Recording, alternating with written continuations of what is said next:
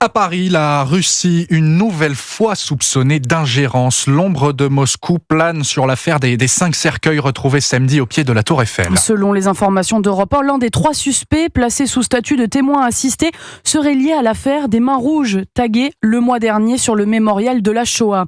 Une ingérence russe suspectée qui s'ajoute aussi aux pressions diplomatiques, y compris dans la capitale, Moscou, où l'ambassadeur de France est malmené quotidiennement.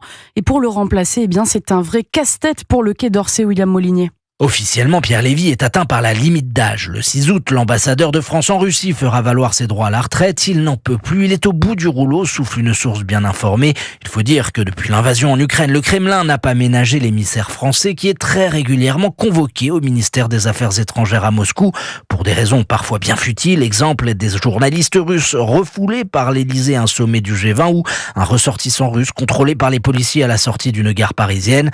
Les déplacements de l'ambassadeur en dehors de la résidence sont aussi régulièrement émaillés d'incidents avec les autorités policières locales très tatillonnes.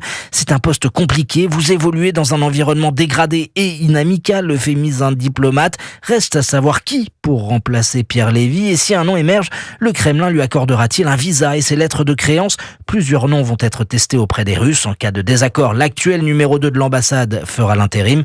Les États-Unis et le Royaume-Uni, eux, ont été autorisés récemment à renouveler leur émissaire. William Molinier.